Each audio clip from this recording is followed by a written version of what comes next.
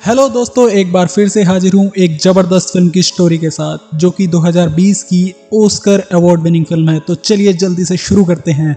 Film की शुरुआत होती है सियोल के एक तंग गंदे बेसमेंट में, जहां 4 लोगों की एक फैमिली रहती है, जिसमें किम, उसकी पत्नी चुंगसुक, बेटा किवू और बेटी की जंग रहते हैं। उनका जीवन काफी गरीबी और तनाव भरा है। फोन चलाने के लिए घर में इधर उधर जाकर नेटवर्क ढूंढना पड़ता है और वो पिज्जा बॉक्स बनाकर घर का गुजारा करते हैं। एक दिन कीवू से मिलने उसका दोस्त मिन आता है और वो कीवू को एक पत्थर देता है।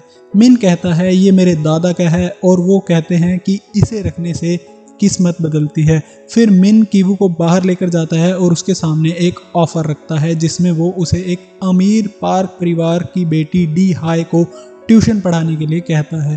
पर कीवू के पास डिग्री न होने की वजह से वो अपनी बहन से एक फेक डिग्री बनवाता है। क्योंकि उसकी बहन बहुत आर्टिस्टिक थी, इसलिए वो उससे एक फेक डिग्री बनवाता है।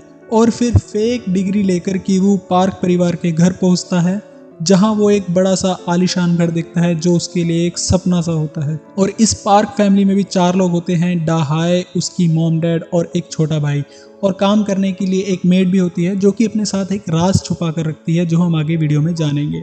और फिर कीवू डाहाई की मोम इयोन से मिलता है और अपनी डिग्री दिखाता है, लेकिन इयोन उसे कहती है कि मैं डिग्री की वजह से नहीं बल्कि मिन की वजह से तुम्हें नौकरी पर रख रही हूँ, क्योंकि उसने तुम्हें सजेस्ट किया है। और उसे एज अ ट्यूटर रख लिया जाता है। और बातों ही बातों में उसे इयोन से उसके बेटे डा सोंग की पेंटिंग के शौक के बारे में पता चलता है।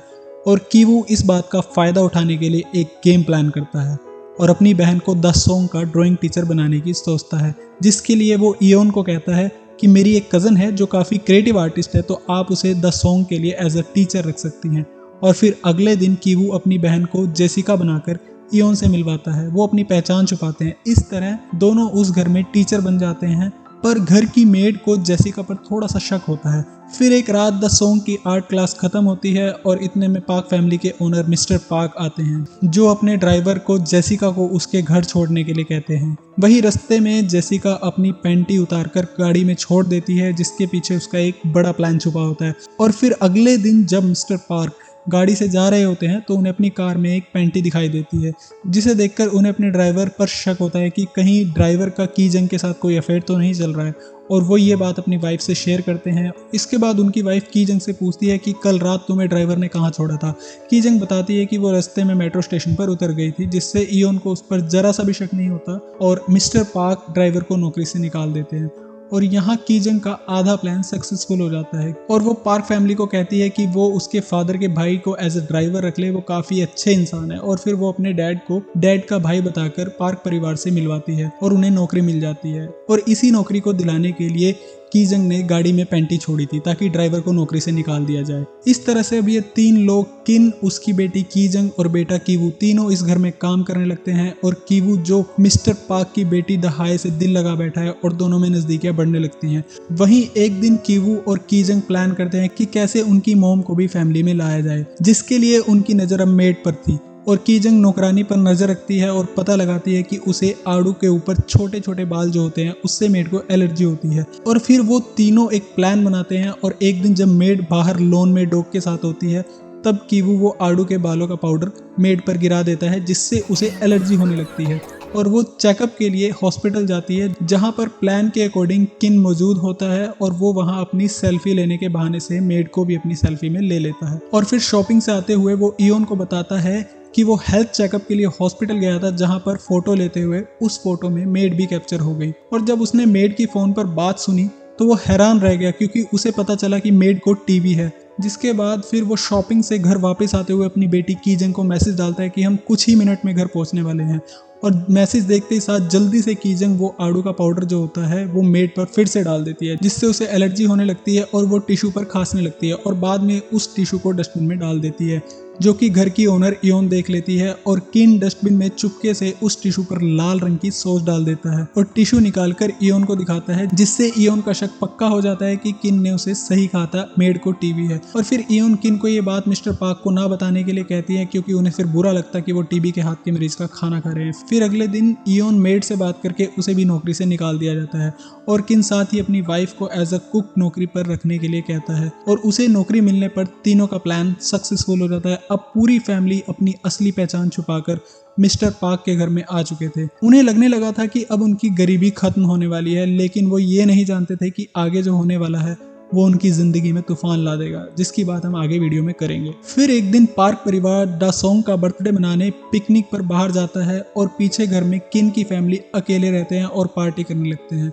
लेकिन तभी डोरबेल बजती है और वो सब डर जाते हैं, और जब वे कैमरे से गेट पर देखते हैं तो उन्हें उस घर की पुरानी मेड दरवाजे पर खड़ी दिखाई देती है। उससे बात करने पर वो उन्हें कहती है कि मेरा कुछ सामान बेसमेंट में छूट गया है, जिसके बाद चुंगसुंग उसे अंदर आने देती है। नौकरानी अंदर जाती है और एक अलमारी को हटाने की कोशिश करती है, और काफी देर होने के बाद जब वो वापस नहीं आती तब चुंगसुक वहां जाती है और वो देखती है कि मेड जिस अलमारी को हटाना चाह रही है वो प्लेट फंसी होने की वजह से हिल नहीं रही।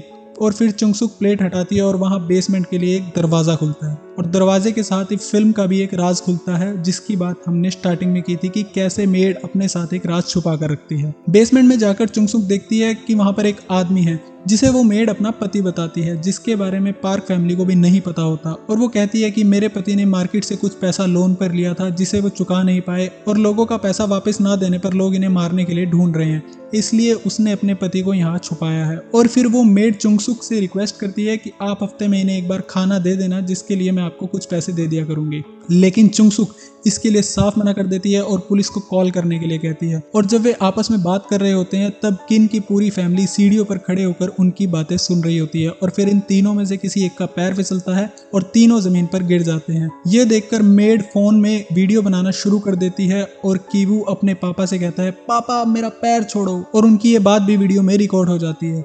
अब मेड को पता चल जाता है कि ये चारों एक ही परिवार के हैं और इन्होंने धोखे से नौकरी पाई है। फिर मेड उन्हें धमकाती है कि वीडियो पार्क को दिखा देगी। फिर वो उन चारों को बेसमेंट से ऊपर ले आती है और सब कुछ वीडियो में रिकॉर्ड कर लेते हैं कि कैसे ये लोग पार्टी कर रहे थे, दारू पी रहे थे। और वीडियो रिकॉर्ड करते हुए इतने में चारों उन दोनों हस्बैंड वाइफ पर टूट पड़ते हैं और उनसे फोन लेकर जल्दी से वीडियो को डिलीट कर देते हैं। और लड़ाई के दौरान घर का फोन बजता है और चुंगसुक फोन को उठाती है। फोन घर की मालकिन इयोन का होता है और इयोन उसे कहती है कि बारिश ज़्यादा होने की वजह से उनका प्लान कैंसिल हो गया है और बस वे कुछ ही मिनट में घर पहुंचने वाले हैं। माहौल में काफ़ी टेंशन बढ़ जाती है। कॉल के दौरान वो तीनों उन हस्बैंड वाइफ का मुंह बंद करके रखते हैं ताकि फ़ोन पर किसी को भी कोई शक ना हो। फ़ोन कट होने के बाद वो उन दोनों हस्बैंड वाइफ को वापस उस बेसमेंट में बंद कर देते हैं और जल्दी से घर की सफाई करने लग जाते हैं, क्योंकि पार्क फैमिली किसी भी समय घर पहुंचने वाली थी और उनकी सच्चाई उनके सामने आ सकती थी। लेकिन किस्मत ने उनका साथ दिया कि जैसे ही सफाई खत्म करके वो तीनों छुपते हैं तभी पार्क फैमिली घर पहुंचती है और उन्हें इस बात का बिल्कुल भी पता नहीं चलता कि थोड़ी देर पहले यहाँ क्या हो रहा था, और सब कुछ नॉर्मल दिखाई देता है। और खाना खाते हुए इयोन चुंगसुक को बताती है कि बर्थडे की रात को उनके बेटे ने कैसे किचन में एक भूत को देखा, लेकिन उन्हें यह नहीं पता था कि वो भूत नहीं बल्कि मेड का हस्बैंड होता है जो खाना खाने के लिए बाहर आता है। वहीं उनका बेटा रात को बाहर लॉन में सोने के लिए कहता है और उसकी देखभाल के लिए मिस्टर पार्क और इयोन भी बाहर ड्राइंग रूम में सोफे पर सोने की सोचते हैं। और जब वे सो रहे होते हैं तब मिस्टर पार्क अपनी पत्नी से कहता है कि उसे एक अजीब सी स्मेल आ रही है और ऐसी ही बदबू उसे अपने ड्राइवर किन से भी आती है। और वहीं उस सोफे के नीचे किन भी ये बात सुन लेता है और उसे ये बात चुभती है, क्योंकि एक बार द सॉन्ग ने भी ये बात बोली थी कि उसे ड्राइवर किन और उसकी वाइफ चुंगसुंग और उसकी टीचर की जंग में से भी स्मेल आती है। और ये बात सच भी थी, क्योंकि वो पूरी फैमिली एक गंदे से बेसमेंट में रहती थी जहाँ पर लोग कूड़ा डालते थे, टॉयलेट करते थे। बदबू वाली बात सुनकर उन्हें काफी बुरा लगता है और थोड़ी देर में पार्क फैमिली के सो जाने पर तीनों चुपके से वहां से भागकर अपने घर पहुंचते हैं। और वहां जाकर वो देखते हैं कि खिड़की खुली होने की वजह से बारिश का सारा पानी बेसमेंट में आ चुका होता है और वो शेल्टर होम में रात बिताते हैं। और अगले दिन सुबह कीजंग को इयोन की कॉल आती है जो कहती है कि आज हमारे बेटे का बर्थडे है और आप इनवाइटेड है क्योंकि आप उसके टीचर है, तो आप आइएगा, उसे अच्छा लगेगा। बात करने के बाद इयोन ड्राइवर के साथ शॉपिंग के लिए जाती है और उसे गाड़ी में ड्राइवर से एक अजीब सी बदबू आती है जिस वजह से वो अपनी नाक को भी बंद कर लेती है और ड्राइवर ये बात देखकर काफी बेइज्जती महसूस करता है। फिर पार्टी के टाइम कीवू को डर लगता है कि अगर बेसमेंट वाला आदमी बाहर आया तो उनका राज खुल जाएगा, जिसके लिए कीवू अपने दोस्त के दिए हुए पत्थर को निकालता है और बेसमेंट की ओर बढ़ता है। लेकिन वहां पर पहुंचने पर उसे पता चलता है कि मेड तो पहले से ही मर चुकी है, क्योंकि एक रात पहले जब वो उन दोनों को नीचे लेकर जाते हैं तब वो मेड वापस ऊपर आती है। तब चुंगसुक के लात मारकर दरवाजा बंद करने से वो सीढ़ियों से नीचे गिर जाती है और उसकी मौत हो जाती है। कीवू के हाथ से पत्थर छूटता है। इतने में मेड का पति कीवू के गले में एक तार डालकर उसे बांध देता है और वो आदमी कीवू को पत्थर से मार मारकर जख्मी कर देता है। और फिर वो चाकू के साथ बाहर पार्टी लॉन में आता है और उसकी नजर कीजंग पर पड़ती है और वो भागता हुआ जाकर सीधा कीजंग की छाती पर चाकू घोंप देता है। ये देखकर कीजंग के फादर खून को रोकने के लिए उसके जख्म को दबाते हैं और ये सब देखकर द सॉन्ग बेहोश हो जाता है। और इतने में कीजंग की माँ उस आदमी को देखती है और उस पर नुकीली चीज से हमला करके उसे मार देती है। तभी मिस्टर पार्क अपनी गाड़ी की चाबी लेना चाहते हैं जो कि उस अधमरे आदमी के नीचे पड़ी हुई होती है।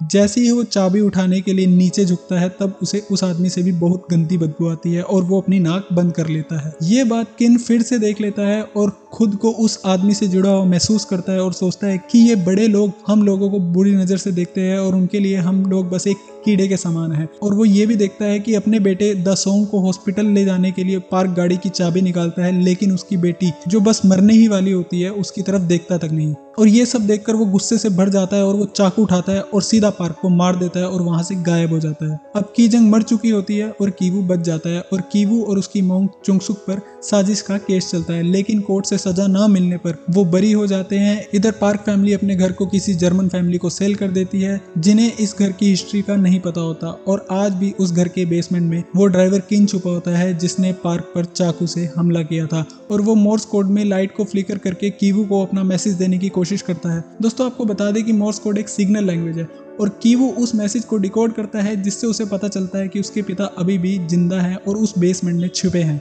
लेकिन उसे इस बात का भी रिग्रेट होता है कि उन्होंने पार्क फैमिली के एक ओनर मिस्टर पार्क को मार दिया है। और फिर कीवू पार्क फैमिली की तस्वीर के आगे जाकर उनसे माफी मांगता है और सोचता है कि वो इतना पैसा कमाएगा कि वो इस घर को खरीद लेगा और अपने पिता को आजाद करेगा। और लास्ट में हम देखते हैं कि कीवू वह घर खरीद लेता है और किन को बेसमेंट से बाहर ले आता है। लेकिन ये सिर्फ उसकी एक कल्पना थी और फिल्म यहीं पर खत्म हो जाती है। तो दोस्तों आपको ये फिल्म की स्टोरी कैसी लगी? क्या आप इस फिल्म को देखना चाहोगे? अगर हाँ तो आप हमें कमेंट करके जरूर बताइए और फिल्मी दुनिया से जुड़ी ऐसी ही स्टोरी जानने के लिए हमारे चैनल फिल्मी ठेला को सब्सक्राइब कीजिए। धन्यवाद।